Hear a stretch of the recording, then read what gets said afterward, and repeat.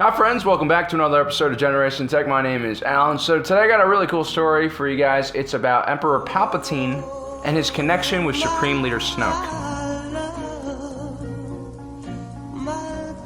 No, we're not going to give you some crazy theory that Snoke is Mace Windu or Rey's mom. Try to be a little better than that here.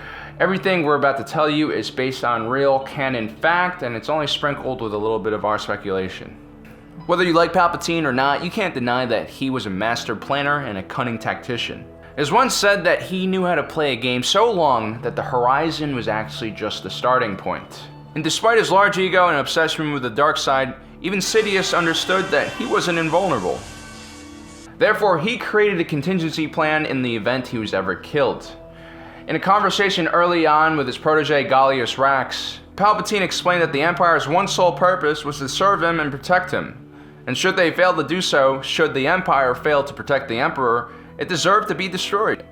And it would be up to Rax to carry out this plan. He was the Emperor's contingency.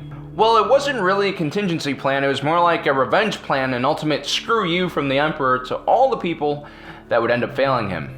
Because if Palpatine couldn't have the Empire, no one should. Gallius Rax was a smart man. He was loyal to his Emperor, but he wasn't a fanatic. He saw a clear way to both fulfill his Emperor's demands and also benefit himself.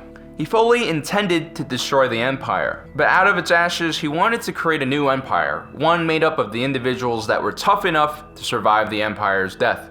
Rax planned to take his new loyal subjects far away from the prying eye of the New Republic, to a place where few have ever gone, and even less had returned from. Palpatine had once told Rax that he was convinced something was waiting for him far beyond the edges of the known galaxy. It called to him, an origin of the Force, a dark presence that sent waves of evil and malevolence over him. But curiously, only Palpatine could hear this call.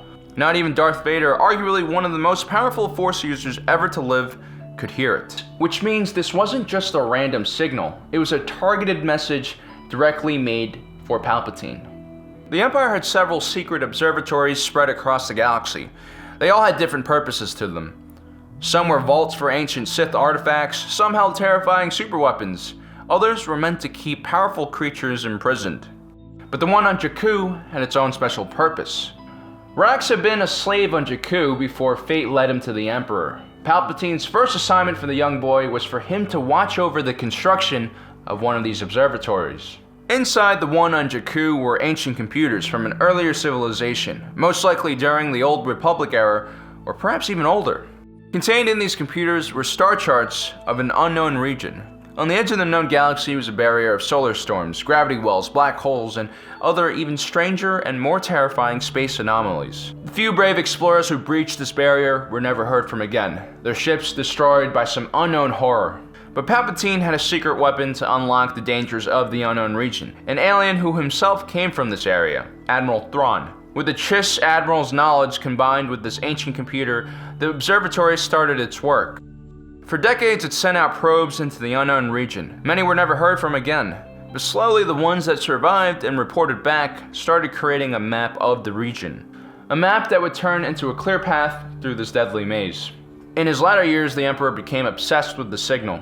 Its power intrigued him and consumed him. It's finally around the time just before the Emperor's death that the probes finally made their way through this unknown region. The irony. Gallius Rax believed that the unknown region would be the perfect place to create a new empire, but he also discounted the Emperor's story of some powerful dark being calling out to him. Rax was wrong, of course. There was a powerful being waiting for them there. It was Snoke. But it didn't matter for Rax because he also perished before his plans came to fruition. But other Imperials would carry out Rax's modified contingency plan. Brendol Hux, father of Armitage Hux, and Grand Admiral Ray Sloane would lead a few select groups of Imperials that were deemed loyal and worthy to the far side of the unknown region. There they rallied around the Eclipse Superstar Destroyer, and at some point they made contact with Snoke and the First Order was started. There are two things in the story that are not confirmed yet and are our speculation. One is that we don't know if that dark being that called out to Palpatine was actually Snoke, but I'm willing to bet that it is. It's also not clear if going to the unknown region was phase 2 of Palpatine's contingency plan or Gallius Rax's own plan. But based on the sources, which mostly come from the Aftermath novels, I believe all Palpatine really did care about was making sure that the people who failed him were punished. Anyway, guys, that's our story for today, and I'm really glad I got to share it with you. I think it's super interesting how you get to see inside the mind of Palpatine and what he was thinking towards the end of his life. It's also really cool how we get to see the formation of the First Order and kind of the foundation of this shadowy organization, which will be really important in Episode 8, The Last Jedi. I definitely want to talk more about this formation, including how Gallius Rax ends up destroying the Empire. I think that's a really cool story. Maybe we'll do that in our next episode or in one of the next episodes. But anyway, guys, thanks for joining us. If you're watching this, you are Generation Tech.